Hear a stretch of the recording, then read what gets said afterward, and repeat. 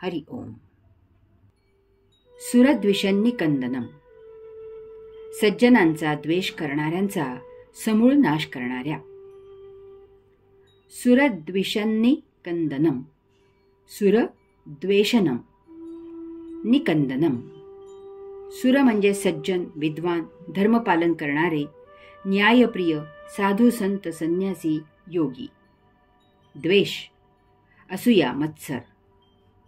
निकंदनम, मूलभूत बीज नष्ट करणे, मुळासकट नष्ट करणे. भगवान आद्य श्री शंकराचार्यांनी सज्जनांचा द्वेष करणाऱ्यांचा समूळ नाश करणारा असा श्रीकृष्णाचा विशेष म्हणून सांगितला आहे. सुर म्हणजे सज्जन लोक, विद्वान लोक, धर्माचे पालन करणारे लोक, न्यायाने वर्तन करणारे लोक, साधू, संत, संन्यासी, योगी.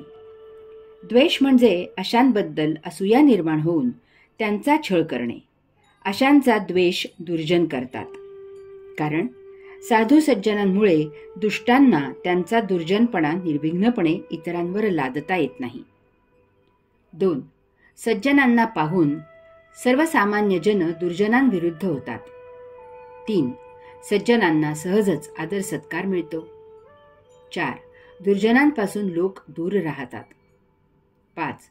फारसे काही जवळ नसताना सज्जन सहजच आनंदात असतात. 6. भौतिकदृष्ट्या बरेच काही जवळ असूनही दुर्जन सतत ताणतणाव, दुःख सोसत असतात. 7. सज्जन सद्वर्तनाची शिकवण सर्वसामान्यांना देतात. अशा कारणांनी दुर्जन सज्जनांचा द्वेष किंवा मत्सर करतात. अर्थात ही यादीही आणखी वाढवता येईल, परंतु मुद्दा समजण्याच्या दृष्टीने ही यादी पुरेशी आहे. निकंदनम म्हणजे मूलभूत बीज नष्ट करणे. कंदमुळे असा शब्द आपण वापरतो. भूमीत कंद लावतात आणि मग त्याला भूमीच्या आत अनेक कंद लागतात, किंवा भूमीच्या वर वेल वाढते आणि त्या वेलीला कंद लागतात. उदाहरणार्थ कांदे, बटाटा, रताळी, सुरण इत्यादी जमिनीत लागतात आणि भोपळे, कणगरादी वेलीला लागतात. अशा वेळी जर तो बीज असलेला कंद नष्ट झाला तर अर्थातच त्याला कंद लागत नाहीत, त्याचा समूळ नाश होतो. येथे भगवान आद्य श्री शंकराचार्यांनी सज्जनांचा द्वेष करणाऱ्यांचा समूळ नाश करणारा असा श्रीकृष्णाचा विशेष सांगितला आहे. श्रीकृष्णाने धर्माची, न्यायाची प्रस्थापना करणे, साधू सज्जन यांचे रक्षण करणे यासाठी अवतार धारण केला आहे. जन्मापासून शेवटपर्यंत श्रीकृष्णाने हेच एकमेव कार्य केले आहे. परंतु यात श्री शंकराचार्यांना श्रीकृष्णाचा विशेष असा दिसला की श्रीकृष्ण सज्जनांचा द्वेष, छळ करणाऱ्यांचा समूळ नाश करतो. श्रीकृष्ण तात्पुरता उपाय करत नाही. याचे 2 अर्थ आहेत. 1. श्रीकृष्ण आत्ता त्यांच्या हयातीत अशांचा असा काही बंदोबस्त करतो की भविष्यामध्ये कित्येक हजार वर्षे अशांनी डोके वर काढू नये. याला येथे श्रीकृष्ण अंशाचा अशांचा समूळ नाश करतो असे म्हटले आहे. 2. अशा दुष्टांनी जर भविष्यात पुन्हा डोके वर काढले तर श्रीकृष्ण अवतार घेईल याची वाट न पाहता अशा दुष्टांचा बंदोबस्त मानवानेच करावा लागतो. म्हणून मानवाला गीता सांगून त्यासाठी श्रीकृष्णाने उपदेश केला आहे. याला येथे श्रीकृष्ण अशांचा समूळ नाश करतो असे म्हटले आहे. अशा प्रकारे अशा दुष्टांचा समूळ नाश केला तरीही असे दुष्ट दीर्घ कालावधीनंतर का होईना परंतु पुन्हा उद्भवतात. हे सत्य आहे. कारण 1. द्वंद्व हा वैश्विक नियम आहे. येथे धर्म, न्याय प्रस्थापित केला की यथा कालावधीत त्याविरुद्ध अधर्म, अन्याय आपोआप प्रस्थापित होतो. 2. येथे साधू सज्जन असले की यथा कालावधीत द्वंद्वाच्या वैश्विक नियमाप्रमाणे तेथे भोंदू, दुर्जन प्रस्थापित होणारच. 3. मानवाला कोणतेही जीवन एकसुरी झाले की त्याविरुद्ध जगायची आपोआप इच्छा होते. तो अवदसा आठवून स्वतःच्या पायावर स्वतःच दगड घालून घेतो. यामुळे त्याला जर वर्षानुवर्षे सौख्य मिळाले तर त्याला दुःखाची तहान लागते. श्रीमंतांची मुले पहा कशी विचित्र वागतात. अर्थात याला योग्य संस्कारांमुळे अपवाद हे आहेतच, परंतु ते अपवाद आहेत. 4. यथा कालावधीत गरिबाला श्रीमंत व्हावे असे वाटते आणि श्रीमंताला साधे गरिबीत जगावे असे वाटते. कारण ज्याच्याकडे जे आहे त्याला त्याचा कंटाळा येतो आणि त्यात बदल करणे हे त्याच्यासाठी अपरिहार्य ठरते. 5. इतकेच काय, तर एखाद्या रुग्णाची सेवा केली जात आहे हे पाहून एखाद्याला त्या रुग्णाचा मत्सर वाटतो आणि त्याला रुग्ण व्हायची तीव्र इच्छा होते. याची श्रीकृष्णाला पूर्ण कल्पना असल्यामुळे तो महाभारताचे युद्धात स्वतः प्रत्यक्ष सहभागी झाला नाही. त्याने त्याचे हे कार्य पांडव आणि त्यांचे पाठीराखे आणि त्यांच्या बाजूने लढणारे त्यांचे सैन्य यांच्या मार्फत करवून घेतले. कारण त्याला सोदाहरण हेच सिद्ध करायचे होते की आपण सर्वसामान्य जन अशा दुष्टांचा बिमोड करू शकतो. एवढ्यासाठीच त्याने प्रदीर्घ अशी गीता मुद्दाम युद्धभूमीवर सांगितली आहे. श्रीकृष्णाने त्याच्या अवतार काळात अगदी जन्मापासून अवतार संपन्न करेपर्यंत दुष्टांचा समूळ नाश करण्याचे एकमेव कार्य केले आहे. कसे ते पाहू. 1. पहिले पर्व.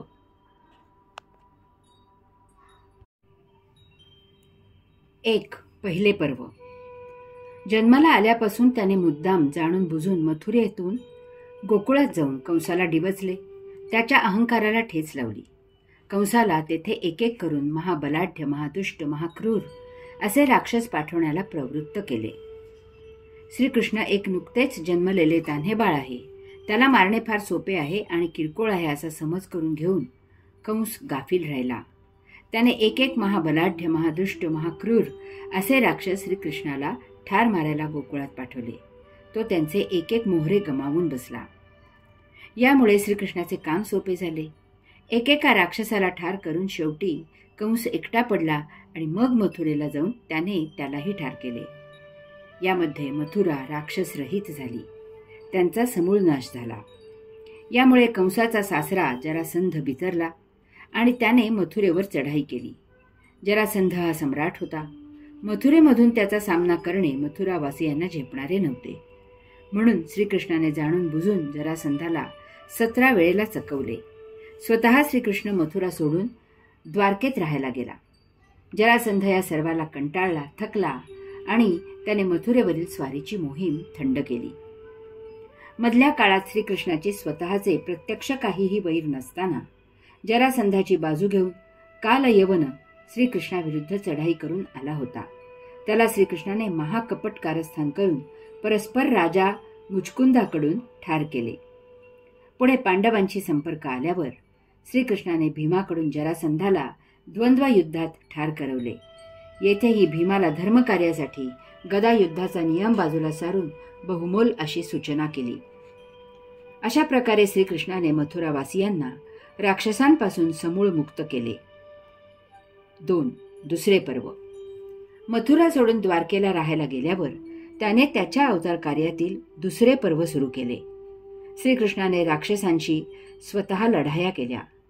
राजा शृगाल, मूर दैत्य, निसुंद, हैग्रीव, अन्य अनेक राक्षस, नरकासुर, शिशुपाल, शाल्व, दंतवक्र इत्यादी असे अनेक राक्षस स्वतः श्रीकृष्णाने ठार केले. संपूर्ण भारत राक्षसरहित झाला, त्यांचा समूळ नाश केला. 3. तिसरे पर्व. श्रीकृष्णाने कौरव पांडवांच्या युद्धात अर्जुनाचे सारथ्य करताना एकूणच युद्धाचेही सारथ्य केले आणि तेथे कौरवांचा समूळ नाश करवला. युद्धाची खुमखुमी असलेले, युद्धखोर असलेले 18 अक्षौहिणी सैन्य गारद झाले. उर्वरित भारतात अशा प्रकारे अशांतीचा समूळ नाश केला. 4. चौथे पर्व. श्रीकृष्ण अवतारामधील शेवटच्या पर्वात महाभयावह यादवी झाली. यादव आपापसात लढाईला एकमेकांसमोर उभे राहिले. ही शेवटची अशांती श्रीकृष्णाच्या स्वतःच्या घरचीच होती. श्रीकृष्णाला यादवांमध्ये समेट घडवून आणणे सहजच शक्य होते, परंतु हा समेट तकलादू ठरेल ही श्रीकृष्णाला चांगलीच कल्पना होती. यास्तव श्रीकृष्ण शांतपणे यादवी पाहत बसला. यात यादवांनी एकमेकांचा समूळ नाश केला. यानंतर अल्पकाळातच श्रीकृष्णाने आपले अवतार कार्य संपन्न केले. अशा प्रकारे अवतार धारण केल्यापासून अवतार संपन्न करेपर्यंत श्रीकृष्णाने दुष्टांचा समूळ नाश करण्याचे एकमेव कार्य केले आहे. तथापि अवतार समाप्त करण्याआधी आपल्यासारख्या सर्वसामान्यांसाठी त्याने गीता हा महान ग्रंथ सांगितला. गीतेमध्ये त्याने अनेक अंगाने मानवाने जीवन कसे जगावे याचा फार अत्युच्च उपदेश केला आहे. व्यक्तिगत, सामाजिक, न्यायिक, धार्मिक, आध्यात्मिक इत्यादी असे विविध विषयांचे पैलू त्याने उलगडून दाखवले आहेत.